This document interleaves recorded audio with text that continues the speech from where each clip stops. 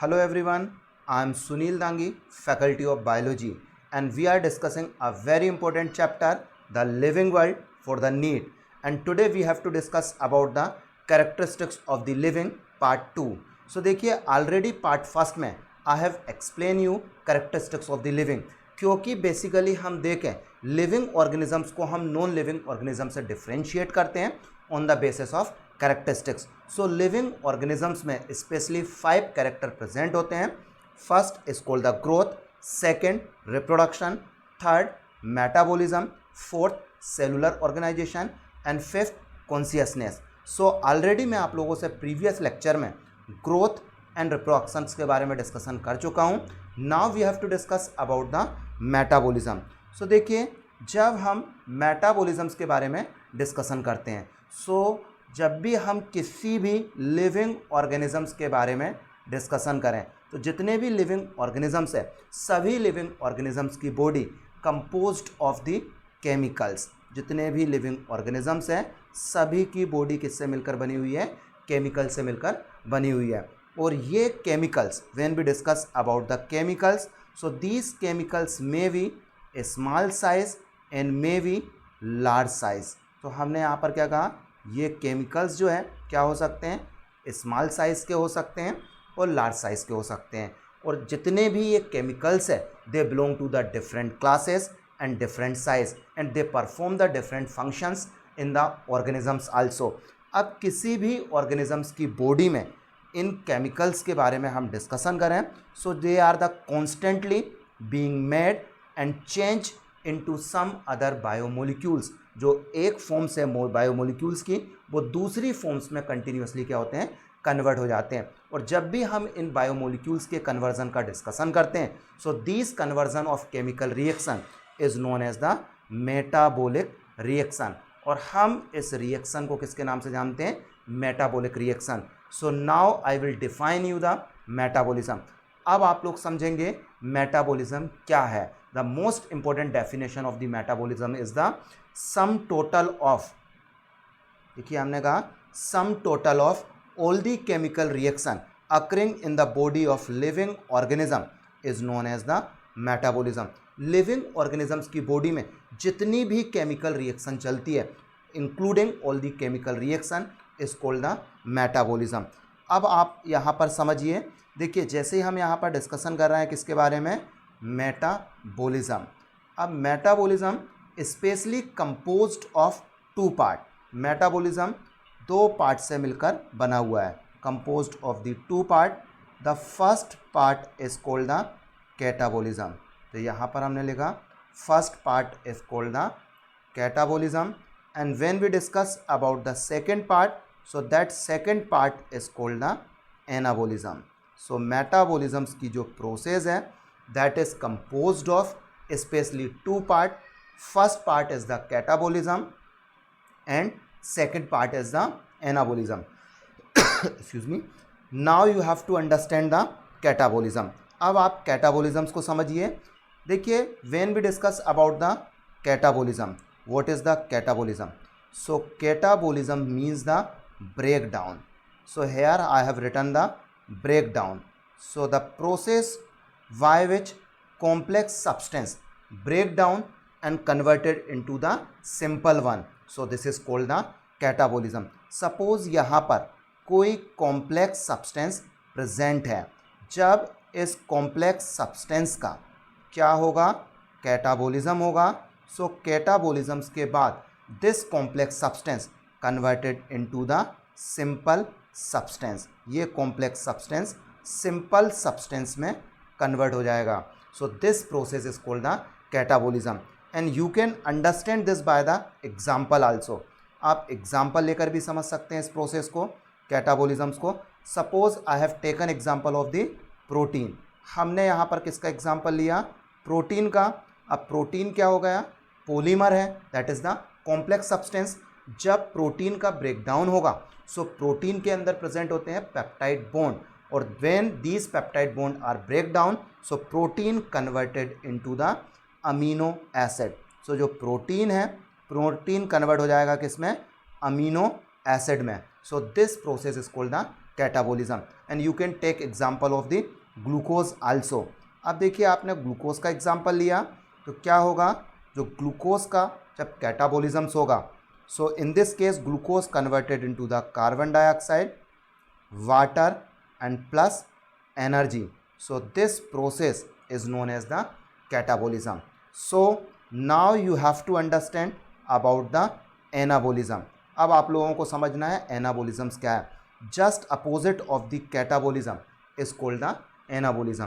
That's means anabolism means the formation. Formations means the जो simple substance है, ये simple substance आपस में कंबाइन होकर कॉम्प्लेक्स सब्सटेंस का फॉर्मेशन करते हैं. So that process is called the anabolism. तो यहाँ पर हमने क्या कहा बेटा, सबसे पहले क्या प्रेजेंट है, सिंपल सब्सटेंस प्रेजेंट है. When these simple substance combine to the each other and forms the complex substances, so this process is known as the anabolism. Excuse me. So you can understand anabolism by example also. आप example के through भी समझ सकते हैं. सो देखिए हमने यहाँ पर कहा जब हम एनाबोलिज्म्स का एग्जाम्पल लेंगे, so the most common example of the anabolism, suppose हमने एग्जाम्पल लिया किसका, अमीनो एसिड्स का. तो अमीनो एसिड्स क्या होगा, सिंपल यूनिट है. Now amino acids will bind to the each other with the help of the peptide bond. जब ये पेप्टाइड बॉन्ड से एक दूसरे से बाइंड होंगे, so then after amino acids forms the protein. ये अमीनो एसिड फॉर्मेशन करते हैं किसका, प्रोटीन का. So this process is called the anabolism, and you can take example also, fatty acid and glycerol. Fatty acid and glycerol combine to the each other and forms the fats. So this is process also known as the anabolism. So जितने भी living organism है, in all the living organism, metabolism process is the continuous, either catabolism or the anabolism. सभी living organisms की body में catabolism और anabolism continuously चलता है. अब हम फर्दर डिस्कशन करते हैं. Excuse me. Suppose when we discuss about the non living object, हम क्या एग्जांपल लेते हैं यहाँ पर, नॉन लिविंग ऑब्जेक्ट का एग्जांपल लेते हैं. सो जितने भी नॉन लिविंग ऑब्जेक्ट है they don't shows the metabolism process. इनमें मेटाबोलिज्म क्या होता है, एब्सेंट होता है. सो यहाँ हमने कहा if we discuss about the non living object, so सभी non living object में जो प्रोसेस है मेटाबोलिज्म्स की, the process of metabolism is absent. इनमें मेटाबोलिज्म्स क्या होता है, एब्सेंट होता है. Excuse me. सो इसीलिए we don't consider the metabolism is not present in the non living. So हम मेटाबोलिज्म्स को क्या कंसीडर करते हैं, defining feature of living organism. जितने भी लिविंग ऑर्गेनिजम्स हैं, सभी लिविंग ऑर्गेनिजम्स में मेटाबोलिज्म्स की प्रोसेस क्या होती है, प्रेजेंट है. So this is the defining feature of the living organism. Okay, now you can understand. Suppose हम यहाँ पर एक एग्जांपल लेते हैं किसका, टेस्ट ट्यूब का. तो अब मैंने यहाँ पर ड्रॉ की बेटा test tube. We have taken example of the test tube. अब देखिए इस टेस्ट ट्यूब में हम क्या करें, सपोज कोई सबस्ट्रेट ऐड कर दें. अब सबस्ट्रेट ऐड करेंगे, देन आफ्टर उसमें एंजाइम ऐड करें. सो यहाँ पर क्या होगी, एक रिएक्शन होगी. सो अब जो रिएक्शन हो रही है टेस्ट ट्यूब के अंदर, सो टेस्ट ट्यूब के अंदर जो रिएक्शन होती है that is called the in vitro reaction. So हमने इसको क्या कहा, in vitro reaction. In vitro means होता है outside the body of living organism. तो this is called the in vitro reaction. जब हम इन विट्रो रिएक्शन देखेंगे, सपोज इस टेस्ट ट्यूब में क्या प्रेजेंट है, प्रोटीन प्रेजेंट है. अब इसमें प्रोटीन है, सो हम इसमें ऐड करते हैं किसको, प्रोटीएस एंजाइम को. सो हमने इसमें ऐड कर दिया प्रोटीएस एंजाइम. तो यहाँ पर सबस्ट्रेट क्या प्रेजेंट था, प्रोटीन प्रेजेंट था. जैसे ही हमने इसमें प्रोटीएस एंजाइम को ऐड किया, तो प्रोटीएस एंजाइम ऐड करने के कारण प्रोटीन का ब्रेकडाउन होगा, और जैसे ही प्रोटीन का ब्रेकडाउन होगा, so protein will convert into the amino acid. So जो रिएक्शन हुई that reaction is the living, लेकिन जो टेस्ट ट्यूब है वो लिविंग बॉडी नहीं है. सो इसीलिए आपको कंसीडर करना है, याद रखना है कि हम जो मेटाबॉलिज्म्स की प्रोसेस है उसको आउटसाइड द बॉडी भी करा सकते हैं। In vitro cell free system में भी ये रिएक्शन हो सकती है। रिएक्शन तो लिविंग रहेगी, लेकिन हम इसे लिविंग कंसीडर नहीं करते। सो अभी तक आप लोगों को समझ में आया, मैंने आप लोगों को बताया कि the process of the metabolism, जो मेटाबॉलिज्म है, metabolism is the defining character of livings. क्या कहा मैंने इसको? सो this is called the defining character of the living. Excuse me. Okay, so after the metabolism we have to discuss one of the most important character, that is called the cellular organization. So when we discuss about the cellular organization, all living organism composed of the cell, जितने भी हम living organisms के बारे में discussion करते हैं, all living organism specially composed of made of cell, किससे मिलकर बने हुए हैं? सेल से मिलकर बने हुए हैं। और जो कि सेल जो है स्पेशली परफॉर्म करती है all function of the body. Body के अंदर जितने भी फंक्शन है, all the function is perform by the cell. So यहाँ पर जब लिविंग ऑर्गेनिजम्स के बारे में डिस्कशन कर रहे हैं, तो सभी लिविंग ऑर्गेनिजम्स का एक डेफिनेट कंपोजिशन होता है। Living organism specially composed of the cell. So यहाँ पर हमने कहा, और सेल के अंदर प्रेजेंट होते हैं different components of the cell. Excuse me. जैसे हम कंपोनेंट्स ऑफ सेल देखें तो ये हो सकते हैं chloroplast, mitochondria and different component. So यहाँ पर हमने कहा कि when we discuss about any organism, so organism composed of the cell. अब जो सेल है, दैट सेल में बी द प्रोकैरियोटिक सेल। तो हमने यहाँ पर क्या कहेंगे? सेल क्या हो सकती है? Either will be the prokaryotic cell और cell will be the eukaryotic cell. और when we discuss about the organism, so organism may be either unicellular, या तो क्या रहेगा? यूनिसेलुलर रहेगा, और organisms will be the multicellular. So when we discuss about the cellular organisation, so हमने कहा cellular organisation start at the atomic level. तो सबसे पहले क्या आते हैं? एटम्स। और when atoms combine to the each other, they will forms the molecules.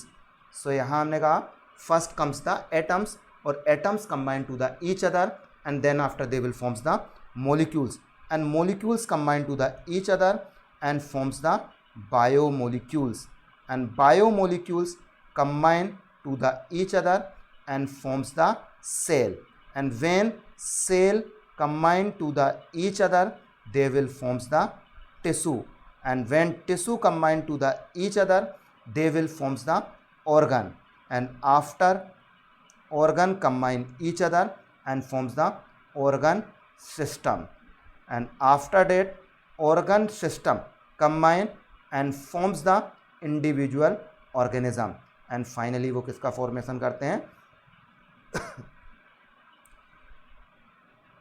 Individual organisms का फॉर्मेशन होगा। सो देखिए, जितने भी लिविंग ऑर्गेनिजम्स है, सभी लिविंग ऑर्गेनिजम्स में सेलुलर ऑर्गेनाइजेशन क्या होता है?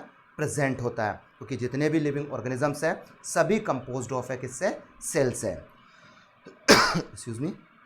Now after the cellular organisation we have to discuss about the next characteristics, और that next characteristics is called the consciousness. देखिए, यदि हम देखें अभी तक जितने भी कैरेक्टर का हमने डिस्कशन किया, growth, reproduction, metabolism, cellular organisation and consciousness, इन सभी में मोस्ट ओबियस और टेक्निकल और complicated feature of living organisms है, so that is called the consciousness. So याद रखें, consciousness is the most obvious and technically complicated feature of all living organism. और जब भी हम कॉन्शियसनेस के बारे में डिस्कशन करते हैं तो consciousness also known as the ability to sense the environment. तो यहाँ पर हमने क्या कहा? Ability to sense the surrounding और ability to sense the environment. Environment को सेंस करने की ability is known as the consciousness.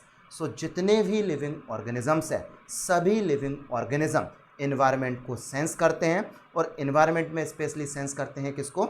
Stimuli को। सो याद रखें कि जो रिस्पॉन्स करेंगे, रिस्पॉन्स किसको देंगे, ये स्टिमुलाई को। और when we discuss about the stimuli, so ये स्टिमुलाई क्या हो सकते हैं, it may be the physical stimuli and it may be chemical stimuli और मे बी बायोलॉजिकल स्टिमुलाई। तो जितने भी लिविंग ऑर्गेनिजम्स हैं, all living organism respond to the environmental stimuli. और ये स्टिमुलाई क्या हो सकते हैं, फिजिकल स्टिमुलाई हो सकते हैं, केमिकल एंड बायोलॉजिकल स्टिमुलाई हो सकते हैं। As you know about the physical stimuli, so in physical stimuli like as the light and temperature.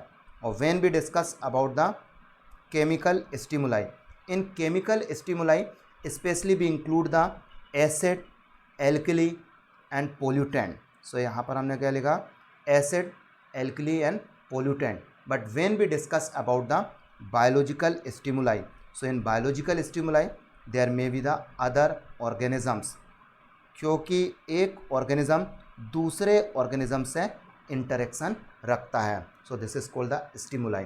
तो अभी तक क्या बताया मैंने कि जितने भी लिविंग ऑर्गेनिजम्स हैं, all living organism specially respond to the environmental stimuli and these environmental stimuli में भी physical, chemical and biological. Physical stimuli like as the light and temperature, chemical stimuli like as the acid and pollutant, and biological stimuli like as the other organism. Okay, as you know, जैसे हम देखते हैं pollutant, सो pollutant से भी organisms क्या करते हैं, respond करते हैं। So most commonly you can take example of the lichen, and lichen is the composite organism which specially respond to the chemical stimuli pollutant of the sulphur dioxide. यदि environment में sulphur dioxide का concentration higher है, so ऐसे environment में lichen growth नहीं करता। That's means lichen is showing response to the sulphur dioxide. Similarly जब हम अभी मैं आगे आप लोगों को बताऊंगा, लाइट से भी रिस्पॉन्स करेंगे, जैसे प्लांट है ना, एनिमल जो है किसी भी स्टिमुलाई से रिस्पॉन्स फास्ट करते हैं कंपेयर टू द प्लांट के। अब हमने कहा all the organism whether they are the prokaryotes और they are the eukaryotes. Prokaryotes जैसे बैक्टीरिया है, और यूकैरियोट्स में भी complex eukaryotes like as the plants, animals and fungi. All the organism specially respond to the external stimuli. ये respond करते हैं और कॉन्शियसनेस शो करते हैं। बस इनका कॉन्शियसनेस शो करने की जो डिग्री है वो अलग अलग हो सकती है। कुछ ऑर्गेनिज्म हायर अमाउंट्स में रिस्पॉन्स शो करेंगे, सो कुछ ऑर्गेनिज्म लोअर अमाउंट्स में रिस्पॉन्स शो करते हैं, लेकिन सभी ऑर्गेनिज्म रिस्पॉन्स शो करते हैं। So this is called the consciousness. Excuse me, now you have to understand consciousness. So देखिए कॉन्शियसनेस क्या है, तो consciousness is the awareness of one's surrounding and action. एक ऑर्गेनिज्म अपने चारों तरफ जो सराउंडिंग है, इन्वायरमेंट है, उससे किस तरीके से रिस्पॉन्स करता है। Suppose when we discuss about the plant, जैसे हमने यहाँ पर प्लांट का एग्जांपल लिया, सो प्लांट रिस्पॉन्ड करेगा factor like as the light, temperature and water. So plants में स्पेशली एक स्पेशल फिनोमिना होता है when it responds to the light, that is called the photo period. एक डेफिनेट टाइम पीरियड्स तक जब light का exposure होगा तभी प्लांट्स क्या करते हैं, फ्लोवरिंग करते हैं। और this specially we will discuss in the plant growth and development. वहाँ पर हम देखेंगे on the basis of the photo period plant में भी short day plant, long day plant and day neutral plant. कई ऐसे एनिमल्स भी होते हैं, they also shows the response to the physical factor, जो एक पर्टिकुलर सीजन में ही ये ब्रीडिंग शो करते हैं। सो that is why all the organism shows the response to the external factor like as the light, temperature and water. Excuse me. Okay, now when we discuss about the human beings, जब हम humans beings के बारे में discussion करते हैं, so humans beings is aware about himself. Human being अपने बारे में ही क्या है, aware है। That means human being possess the self consciousness. Human beings क्या रखते हैं, सेल्फ कॉन्शियसनेस रखते हैं। दैट्स मीन्स जितना अवेयर ह्यूमंस बीइंग अपने बारे में, इतना कोई भी ऑर्गेनिज्म अपने बारे में या सेल्फ कॉन्शियस नहीं होता। That is why self consciousness is the only characteristics of the human being. और हम कॉन्शियसनेस को क्या कंसिडर करते हैं? Defining property of living organism. So यहाँ पर हमने क्या कहा? कॉन्शियसनेस, या फिर हम उसे कहते हैं ability to sense the environment, is also consider as a defining property या defining characters of living. So इसको भी हमने क्या कहा? Defining characters of the living organism.